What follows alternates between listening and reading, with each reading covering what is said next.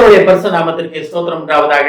இந்த ஜீவவார்த்தை நிகழ்ச்சியை கேட்டுக்கொண்டிருக்கும் அனைவரையும் கர்த்தருடைய பரிசு நாமத்தினால் வாழ்த்துகிறேன், ஆசீர்வதிக்கிறேன்.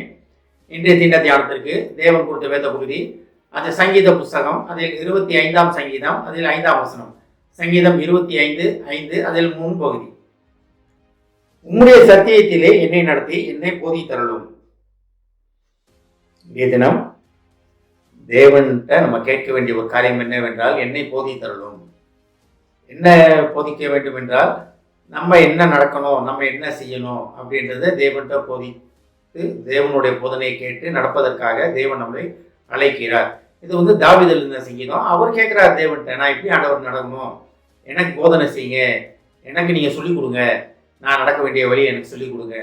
அதனால்தான் உண்மையில் என் கண்ணை வைத்து உனக்கு ஆலோசனையை சொல்லுவேன், நான் உனக்கு போதித்து. அப்ப அந்த தேவ வசனம் போதிக்கப்படும் போது எப்படி இருக்கும்னா, தேவ ஆலோசனை நம்ம மேல கண் வைத்து நமக்கு ஆலோசனையாக இருக்கும். தேவ போதனை, நான் உனக்கு போதித்து உண்மையில் என் கண்ணை வைத்து உனக்கு ஆலோசனை சொல்வேன், நீ நடக்க வேண்டிய வழி காட்டுவேன். நிறைய வசனங்கள் நம்ம படிக்கிறோம், அந்த மாதிரி சங்கீதத்திலே படிக்கிறோம். அப்ப தேவனுடைய வழியிலே நடப்பதற்காக நம்ம அழைக்கப்பட்டு இருக்கிறோம். அந்த வசனம் எப்படி ஆரம்பித்து பாருங்க, உம்முடைய சத்தியத்தில் என்னை நடத்தி. தேவனுடைய சத்தியம்னா என்ன? அவனவன் தன் வாசல்களில் நீதியோடு நியாயத்தோடும் நியாயத்தீருங்கள் அப்படின்னு வசனம் படிக்கிறோம். அதே மாதிரி ஒரு அன்பாயிருங்கள் படிக்கிறோம். இதுதான் தேவனுடைய சத்தியம். என்ன? அவங்க எல்லாருடையும் அன்பா இருந்தோம்னா நம்ம யாரையும் நியாயம் தீர்க்க மாட்டோம். தேவன் நியாயம் தீர்ப்பதற்காக பூமிக்கு வரவில்லை, அதை நம்ம புரிந்து கொள்ள வேண்டாம். ஆனால் நம்ம எப்படி நம்ம நியாயம் தீர்த்து கொண்டிருக்கிறோம்?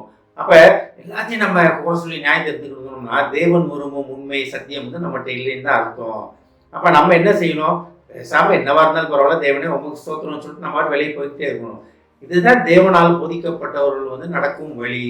அப்ப சங்கீதக்காரர் ரொம்ப அழகா தாவீது ராஜா சொல்றாரு. இதுதான் சொல்றாரு அவர், தேவனால் போதிக்கப்பட்ட நான் செய்யற காரியங்களை அவர் சொல்றாரு. அப்ப தேவனால் போதிக்கப்பட்டவர் அவர் ஏன்னா ஒவ்வொரு காரியத்திலும் அவர் பார்த்தீங்கன்னா தேவன் ஆலோசனை பெற்றுதான் ஒரு காரியங்களை செய்தார். ஒரு வேளை 10 சேவல் காரியம் மட்டும் அதுல ஒரு விளக்கா இருக்கலாம், கடைசி காலத்துல மக்களை தொகையிடுற காரியம் ஒரு விளக்கா இருக்கலாம். ஆனா எல்லா காரியமே தேவன் ஆலோசனை பெற்று அந்த ஆலோசனையின் படி நடந்து அவர் வாழ்க்கையை நடத்திய ஒரு ராஜா தான் தாவீது ராஜா. அவர் தான் சொல்றாரு, என்னை போதித்தருளும். அப்ப நம்ம எந்த இடத்துல இருக்கோம்? நம்ம உலகத்துக்குள்ள இன்னைக்கு ஒரு மோசமான உலகத்துக்குள்ள இருக்கோம். நம்ம இன்னும் காலங்கள் போக போக இன்னும் அது கொடூரமாக மாறிக்கொண்டு இருக்கும். நம்ம அப்பா அம்மா காலத்துல இருந்த மாதிரி இல்லை, நம்ம தாத்தா பாட்டி காலத்துல இருந்த உலகம் இன்னைக்கு இன்னைக்கு ஃபுல்லா சுயத்துக்குள்ள சுயம் சுயம் சுயம் செல்ஃபி. எங்க பார்த்தாலும் செல்ஃபி எடுத்துக்கிட்டே இருக்கிறதுல என்னன்னா சுயத்தின் வெளிப்பாடு. எங்க போனாலும் போட்டோ, அதில் பார்த்தீங்கன்னா செல்ஃபி, நான் மூஞ்சி எப்படி இருக்கு, நான் மூஞ்சி எப்படி இருக்கு, நான் மூஞ்சி எப்படி இருக்கு, அதை எக்ஸ்போஸ் பண்ணி போட்டோ போட்டு அதில் எத்தனை லைக் வருது. சுயத்துக்குள்ள உலகம் ஓடிக்கொண்டு இருக்கிறது. ஆனால் தேவன் சுயத்துக்காக அழைக்கவில்லை, நம்மளை அடுத்தவங்களுக்கு ஆசீர்வாதமாக இருப்பதற்காக அழைத்திருக்கிறார். அப்ப தேவனுடைய போதனைகளை பெற்றுக்கொண்டு அவர் நமக்கு சொல்லும் காரியங்களை நிலைத்து நிற்பதற்காக கர்த்தர் நம்ம அழைக்கிறார். தேவன்கிட்ட கேட்கணும். நம்ம தேவன்கிட்ட கேட்டால் அவர் என்ன அழகான்னு சொல்லிட்டு பதில் சொல்றாரு பாருங்க, நான் உனக்கு போதித்து நீ நடக்க வேண்டிய வழியை உனக்கு காட்டுவேன், உண்மையில் என் கண்ணை வைத்து உனக்கு ஆலோசனை சொல்லுவேன் அப்படின்ற தேவனுடைய வார்த்தையை நமக்கு சொல்லுகிறது. அப்ப இன்றைய தினம் இதை கேட்டுக்கொண்டு தேவஜனமே, தேவனால் போதிக்கப்படுவதற்கு நம்ம தேவன்கிட்ட சரண்டர் ஆகும்.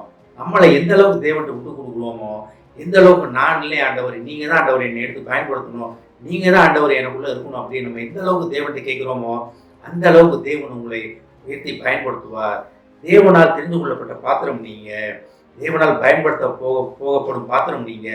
அதை புரிந்து கொண்டு தேவனால் போதிக்கப்படுவதற்காக ஆயத்தமாவோம். ஆமென். ஜெபிப்போம். எங்களை அதிகமாக அன்பின் பரலோக பிதாவே, தாவீது ராஜா கேட்டது போல தகப்பனே, நாங்கள் உம்மிடத்தில் கேட்கிறோம் ஆண்டவரே, நீர் எங்களை போதித்தருளும் ஆண்டவரே. ஏஸ்தாவனே, உலக போதனைகள் அல்ல ஆண்டவரே. ஒருவேளை நாங்கள் இந்த உலகத்துக்குள்ளே வாழ்கிற ஜனம் ஆண்டவரே, ஆனாலும் உம்மால் போதிக்கப்பட்டு உம்மால் வழிநடத்தப்படும் பிள்ளைகளாக நாங்கள் மாற எங்களுக்கு உதவி செய்ய மாட்டோம். ஏஸ்தாவனே, இன்றைய தினத்திலிருந்து நாங்கள் உமது சத்தத்தை கேட்டு உமது ஆலோசனை உம்மிடத்தில் ஆலோசனை பெற்று இந்த நாளை கடத்த எங்களுக்கு உதவி செய்ய மாட்டோம். அதிலே நிலைத்தினருக்கு உதவி செய்ய மாட்டோம். இதை கேட்டுக்கொண்டு ஒவ்வொருவரையும் ஆசீர்வதிக்கிறோம் அப்பா, ஒவ்வொரு குடும்பத்தையும் ஆசீர்வதிக்கிறோம் ஆண்டவரே. குடும்பத்தில் உள்ள சிறியவர் பெரியவர் அன்னையவரையும் ஆசீர்வதிக்கிறோம் ஆண்டவரே.